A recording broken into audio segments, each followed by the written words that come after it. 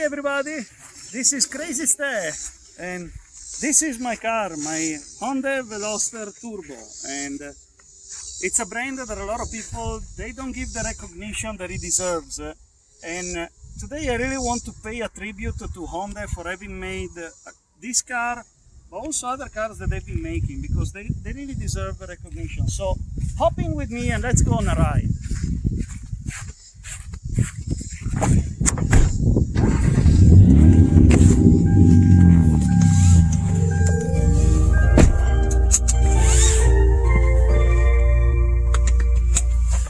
Yes, HYUNDAI likes to have these little chimes when you come in, the welcome little music. Some people hate it. Honestly, I don't hate it. I'm okay with it. Actually, it's fine. It doesn't bother me. This is my 2013 HYUNDAI Veloster Turbo.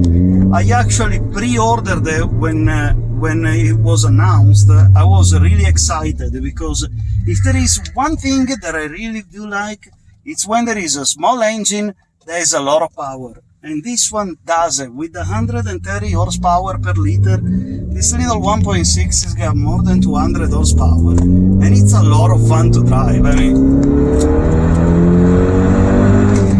yeah, this thing moves. It's a blast to drive. I really enjoy it. But at the same time, I can tell you that this car, it's very much civilized, and you can drive on an everyday basis, or even to take trips, which, honestly speaking, I did take trips with these cars multiple times, but ultimately this car has lived her whole life in the best case scenario. I don't live in the north of the United States where there is a lot of ice and salt. Much less I don't live anywhere near the beach where there is the sand and salt going around. Nothing like that. I live in the mountains of North Carolina where it never snows. Temperature, it's a good mid-range. Yes, it gets warm, but it's not too bad. So this car lived in the best case scenario possible. And with this car, I even took trips. I mean, you can tell that I modified it. There is nothing major really done in reality. When I bought this car, I noticed that in other countries it was sold with an N kit, and the N kit was not available in the US. I have a friend that is from South Korea. He's the one that taught me the name HYUNDAI. It's actually pronounced HYUNDAI, and he told me what to order to get the same kit that they had there. And I love it because look at this. I'll put a cruise control. That's it. It's silent, no noises, it's just quiet. You can take a trip. This car, it's great. I took it to go on trips with my wife. It doesn't use much gas at all. It does like 30 plus to the gallon. I've had the tips of 34, 35 to the gallon. You just have to set the cruise control at 75 in 6th gear, and you can take a really long trip without worrying about the gas prices. And really, the interior of this car, it's nice. I love the way that they designed the interior at HYUNDAI. This is still one of the dashboards that I like the most ever. And one feature that I truly love is this one up here, the full glass roof. I wish I could get this on any of the newer cars that there are in the market. And unfortunately for me, there are none that have that. As far as what the kit that was mounted was, in case you are curious, it's nothing special. It's just the terminal exhaust, strut bars, and a blow-off valve. It's really nothing that increases the power. It just increases the pleasuring of driving, but there is no considerable increase in peak power. I did notice an increase in the mid-range, and this car definitely moves pretty good when you accelerate. But like I said, if you drive as an everyday driver, I've done it for the past 9.5 years. And even yesterday, I went on a work trip up to the mountains, and by the time I parked, I had a big old grin in my face. And I get out of the car and still look back at it, because this car really makes me happy every time I drive it. and I will definitely miss this car, but for other reasons I'm forced to sell it. I need something that is more spacious, and definitely this car is not the most spacious, despite the fact that Honda did a really nice job with this weird trick where there is only one door on this side and two doors on that side, which, let me tell you, it's one of those things that it's one less headache when you are with people in the car and you don't want someone to step out in front of traffic getting out on the left. Everybody is forced to get out that way. That's better. I really like that thing. It was very bold type of design, but the thing is that this car is just fun to drive, even though it's got very simple suspension system, because at the front it just has McPherson struts, and in the rear it's a torsion beam. I mean, it's the most basic type of suspensions you can find, and yet this car, it's a blast to drive. And the past 9.5 years I enjoyed it every single day. The only thing that I regret is that I couldn't drive it more. It's just that my job, oftentimes I have to fly to locations, and when you fly, then they rent me a car. So I almost owned this car for 10 years, and I've only done 70,000 miles on it, and tomorrow I'm gonna drop it off at the place that they bought it.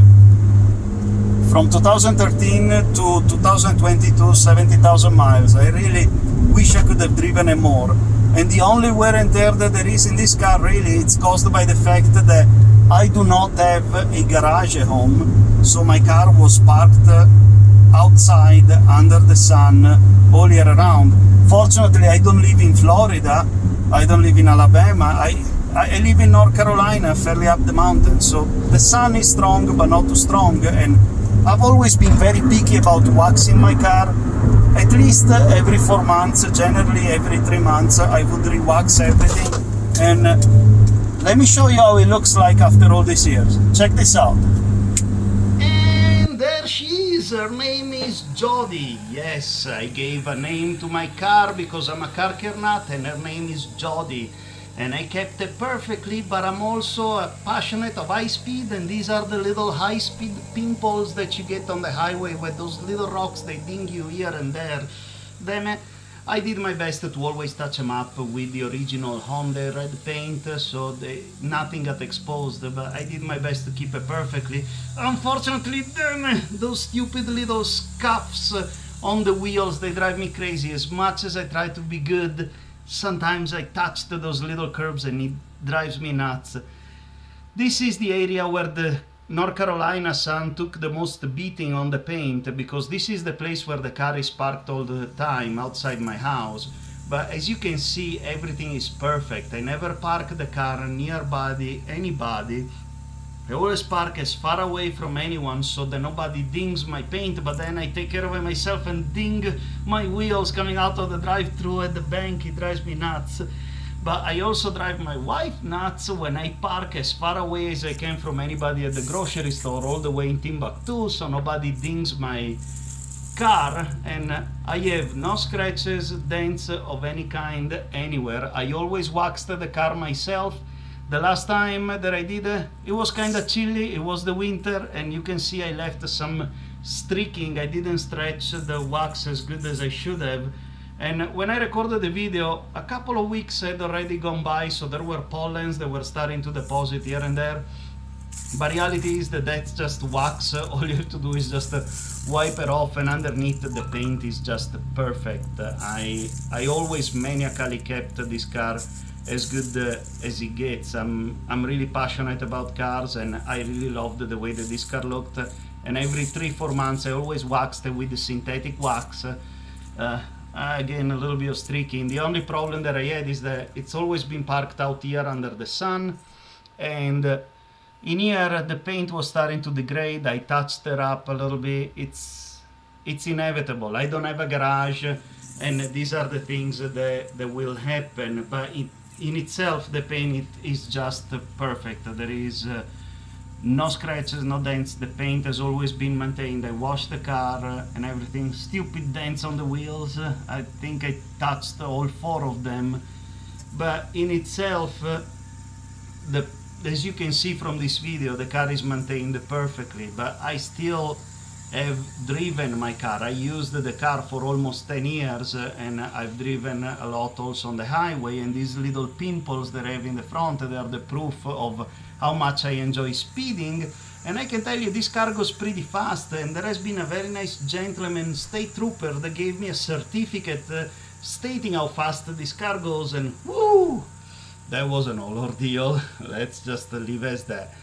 But aside from that, I always kept this car in perfect condition. I never driven a cold. Not that I don't drive in the cold weather, but I always let it warm up for 2-3 minutes before driving off. I wouldn't let the car idle for 20 minutes, but generally this is outside my house. I turn it on, go back in, have a coffee, put on my shoes, start driving. Those 2-3 minutes, they let the turbo get very well lubricated. This is a sports car. It's got a giant single stage turbo, spins really fast. You gotta give it a couple of minutes to lubricate well before you drive it. And even when I get out of work, I normally turn on the car, wait the time of a song, and then start driving it. I said it before, I've been a car care nut in maintaining this car, a little bit of a maniac as my wife would state it, but I think it shows on the outside, and it shows also in the way that I did all the maintenance to it. The only thing I regret is that I don't have a garage. This is the spot where it's always been parked, outside in the North Carolina sun. It's not too hot, not too cold, but still, it's outside. I just hope that whoever gets a JODY, it's gonna treat her at least as good, or maybe even better. Maybe they have a garage, so she won't have to stay under the sun anymore and enjoy a sort of a bedroom. Welcome back. So you saw now how the car looks on the outside, and here is the thing. I maintained this car maniacally in perfect condition. I always did maintenance top notch. I only used the MOBIL one, fully synthetic, 530 ESP. I did everything to avoid the famous LSPI that many people say that it affects the GDI engine. Well, I never had LSPI problems because, as you can see, I always drive above 3000 RPMs. And if you're wondering about what the yellow light is in there, well, that's because I am crazy step and I don't drive with the electronic stability control on. I always turn it off. In fact, you see, I can make the light disappear anytime I want, but I always drive it off because this car, it's a lot of fun to drive. And I've had some episodes where I tested the grip out of the handling of this car. In one occasion particularly, my wife got pretty scared, but I took the exit of an interstate and I didn't realize that it was a loop. I swear I didn't realize it. And when I was doing 70 mph, and I'm like, oh, damn!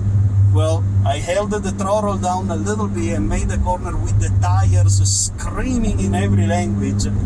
But guess what? She made it. And that's the thing. This car works perfect. 10 years, never had a problem. I did the recalls on it that there were. Honestly, that's one thing.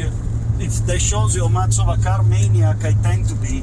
But here in the booklet of maintenance, I've written everything that was done to this car, and honestly, it's oil changes and recalls. And if you noticed, one of the last services I had to change the starter, and that was because last Christmas when I came home and I got to the airport, when I turned on the car, I felt a little bit of an hesitation when the car started up. It was like so I didn't pay much attention to it, but then when I started again later on the day, I noticed again that it made a different noise than what I was used to. So since I was going to the dealership for a recall, I said, hey guys, do you mind checking on this as well? Well, they checked it, they said that there was an anomaly, and they replaced it under warranty. I mean, my car at that point was 8.5 years old, and they took care of it. That was the moment that I was sold. I'm buying another Honda. I'm not gonna tell you what I'm buying. It's something else pretty bold that they made, but it's a fun car, and I want to give kudos because Honda keeps making these cars that they are out of the box, and it's a blast. It's fun to drive. honestly, I didn't have any problems, and at the first hint of what could have been a problem, they took care of it. It doesn't get better than that. The only thing that I have that I'm gonna regret is that I didn't drive as much, and if I could, I would have kept it even longer, because I love this sunroof. I really do. But with that being said, I want to say once again, thank you for this car company for making cars like this, because making a car in this price range that can be purchased by the target audience that they like these cars, it's not easy, and I'm thankful that they did. So thank you for watching, and if you are the one that is buying this car, good luck, treat her good. I really kept it well. Ciao!